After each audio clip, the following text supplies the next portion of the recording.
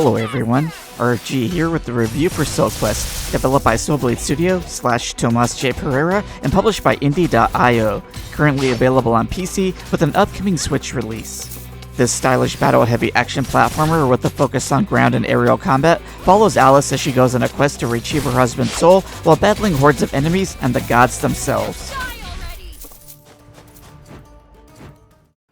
Charging into battle riding a horse, you'll be controlling Alys throughout the game shortly after dismounting to take the lead.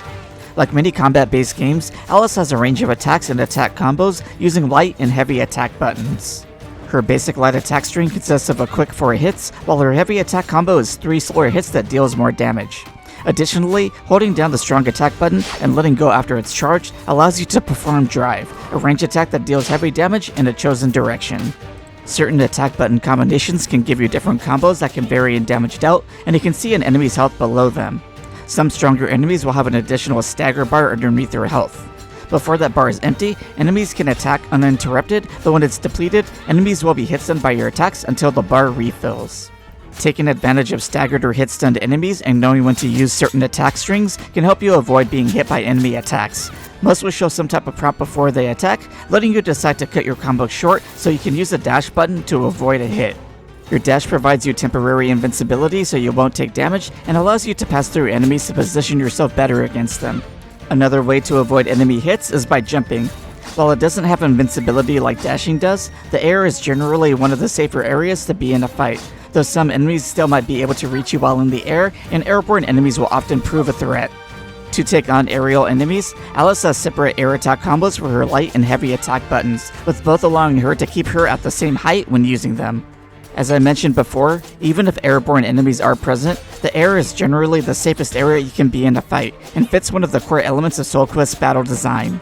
Knowing when to prioritize attacking enemies in the air or on the ground is part of how the general flow of battles work, and utilizing all of Alys's ground and aerial combat abilities can be necessary to survive. You can go to the Ability and Combat Movelist menu at the press of a button. Besides memorizing the early attack combos and using Drive, you're pretty limited at the start of the game, even more so in the air, but using the up directional input with your ground attacks can launch basic enemies into the air, letting you single them out to defeat them relatively safely when they're airborne. Though not all grounded enemies are as easy to launch as others.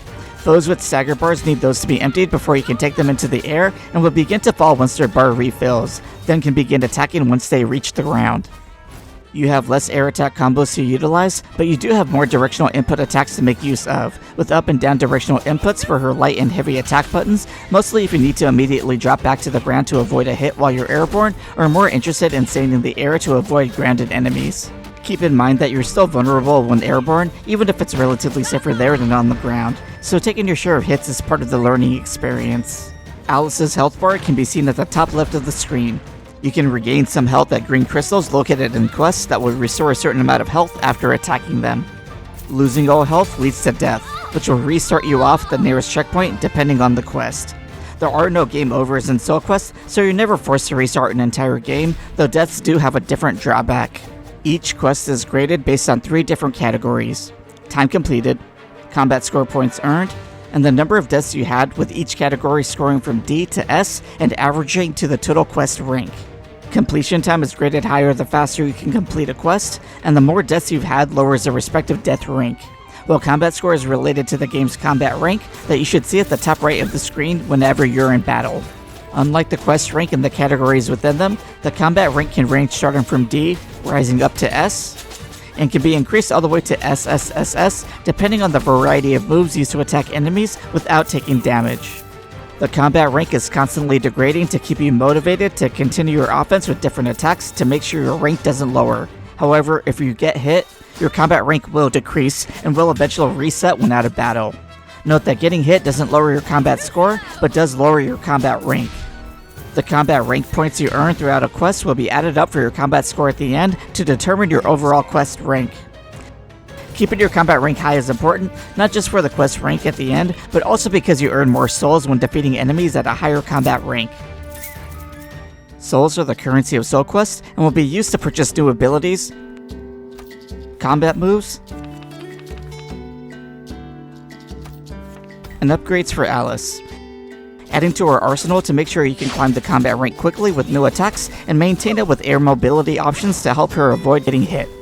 You'll purchase these from Abanus, a druid you'll meet very early on in the game who informs Alys that the key to rescue her husband, Gwydre's soul, is to defeat the goddess of death Morrigan by gaining power from other gods. You can access Abanus' house after every quest, or through portals located in quests that take you directly to his house, but buying new moves and upgrades isn't all that it's there for. Besides using the portal to enter back into the quest you entered from, you can interact with the pets located here and speak to Abanus for information about the gods that Alys is tasked on defeating. The next room in the house contains a wardrobe where you can select any color palettes you've unlocked, which can be through Abanus bought with souls, while others can be earned in various ways. Interacting with the bed takes you into the Void, a training area with settings that let you select between enemy types, enemy options, and player options to test out any moves you have or acquired, and shows you a bit on how the combat scoring system works. Whenever you're done with the house, you can return back to the portal if you enter during a quest, or you can interact with the dashboard to select a quest based on ones you've already beaten, or ones on other difficulties, using any of the abilities, moves, upgrades, and palette swaps you've obtained. Any available quests on the board will display the combat score you've earned, its total completion rate, and your earned quest rank. New quests become available in linear order, and even though starting a new game will ask you what difficulty to start on, once you gain access to Abanus' house, you'll be able to select quests separately based on difficulty level. Quests are generally linear in design, and mostly consist of platforming and combat sections, with some bits of extra exploration in certain quests. Most will have you use Alys' abilities to cross gaps, scale walls, interact with switches to progress beyond certain areas, and will have combat sections scattered between that force you to fight within magic barriers before you can proceed. Environmental hazards are around in many quests and can cause damage to Alys or enemies, so utilizing them when in battle can provide you an advantage, but still affect your combat rank if you're hit by them while in a fight. Most quests are separated into sections, and many will have portals that can take you to Abanus' house in the middle of one, but these portals also serve as checkpoints where you'll respawn after a death or will restore Alys' health when you pass one. Each quest varies in length, number of mandatory fights, and for the rank requirements, but boss quests are solo fights, letting you focus on defeating each boss with your full attention. Most bosses will have a variety of attacks, with some that have multiple hits and with a relatively long range, but like stronger enemies, they also have a stagger bar located beneath their health that when emptied allows them to be juggled before they recover. Finding a way to breach their defense to stagger them and their fairly quick recovery times are the main differences between them and other enemies, especially if you're trying to earn a high quest rank. Defeating certain bosses earns you new abilities like elemental magic. Unlike most of Alys' moveset, magic has a meter to manage for its use. You can use magic by holding the magic button and pressing the corresponding button for its element. Each time you use magic, it'll use one block of the meter, but most spells have numerous effects as they can deal damage to enemy health and their stagger bars, provide healing for Alys when enemies are hit with magic, and provides invincibility while magic is active. It's a valuable tool, but the magic meter charges fairly slowly and only when landing your own hits.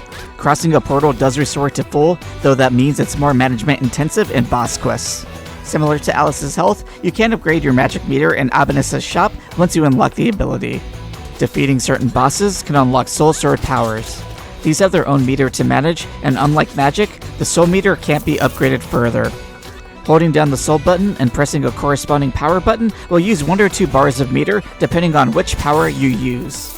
Most soul abilities vary greatly between each other, and the meter charges based on hits landed, so it's up to you to decide how best to implement each of these abilities, especially since they rely on a separate meter than magic does. No matter when you earn new magic and soul abilities, they'll be permanently unlocked for use in all quests and the Void, just like purchases you've made from Abanus and color palettes you have in the wardrobe. New abilities from Abanus can be used to uncover secrets in certain quests to put them at 100% completion, earning you rewards, and new moves, magic, and soul powers can help you earn higher quest ranks, which can be one of the core goals of the game. Spectacular. Quest ranks or letter grades might seem daunting for some at first, though much like similar combat-focused games with stage or level ranking systems, SoulQuest is designed to be relatively easy to pick up, while you gradually learn of its fairly high skill ceiling as Alys' moveset expands, making that part of your progress. That doesn't mean the progression will be easy, but unlike similar games, you can essentially earn all of Alys's moveset and upgrades in what amounts to a single playthrough, giving you some time to learn how to apply the use of her entire arsenal at your own pace. That relatively quick access to her entire kit, with its mostly freeform ground and aerial combat mechanics, are what helps set games like SoulQuest apart from others, but games of the genre excel when you're receiving proper challenges. In the beginning, you'll only have 3 difficulties to choose from, and while they have their minor differences like a slight shift in enemy variety, damage taken, and how aggressive enemies can be, the difficulties and other modes you unlock after completing the game once offer more ways to hone your skills. And skill is the largest factor to completing challenges, as there aren't ways to improve Alys's stats other than health and magic.